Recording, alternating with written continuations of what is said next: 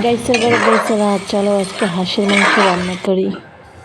প্রথমে হাঁসের মাংসটাকে সুন্দর করে ধুয়ে নিলাম। এখন হচ্ছে এখানে আছে পেঁয়াজ কুচি আর এটা আস্ত মরিচ আর চাল আর এলাচ, এগুলোকে হচ্ছে দিয়ে নিলাম।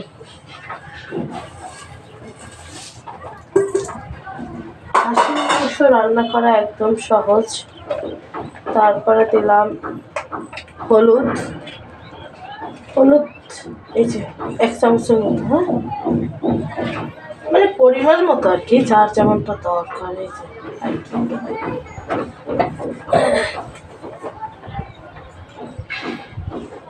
1/2 চামচের মতো দিয়ে দিচ্ছি হচ্ছে মরিচ, কারণ এই মরিচটাই গলে যাবে আর অনেক ঝাল হবে, একটু ঝাল করবে হাঁসের মাংস। আর এখানে হচ্ছে আদা রসুন জিরা একসাথে মিক্স করে বাটা, এটা দিয়ে দিলাম। হাঁসের মাংস একটু আদা রসুন জিরা এগুলো বাটা বেশি দিতে হবে। আর এখানে আছে নারিকেল বাটা, এটা হচ্ছে পরে দেব। তো আগে হচ্ছে যেগুলো দিচ্ছি ওগুলো আপনাদেরকে দেখালাম। এখন হচ্ছে লবণ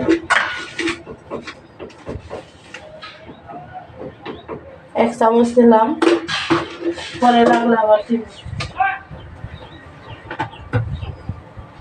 তেল একটুখানি দেবো, বেশি দেবো না।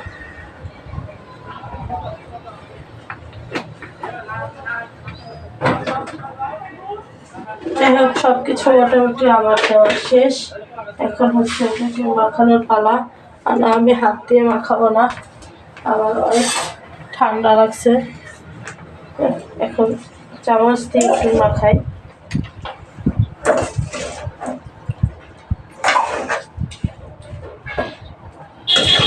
এটাকে মাখাইয়া 10 মিনিট রাখতে হবে।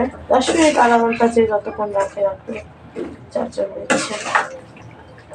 আর অবশ্যই হাঁস রান্না করতে গেলে মানে মশলাটা একটু ফ্রেশ নেওয়ার চেষ্টা করবেন, মানে তাজা বেটে দেওয়ার চেষ্টা করবেন, কারণ তাতে হাঁসের মাংস স্বাদ দ্বিগুণ বেড়ে যায়। আর যদি আপনার অনেক দিনের মশলা ফ্রিজে রাখা আছে বেটে নিলে মানে দিয়ে দিলাম, তাহলে আর কি আসলে মজা হয় না। যাই হোক, এভাবে আমি একটু ঘুরিয়ে সব মাংসের সাথে মশলা মিশিয়ে কিছুক্ষণ পর হচ্ছে চুলায় বসাবো।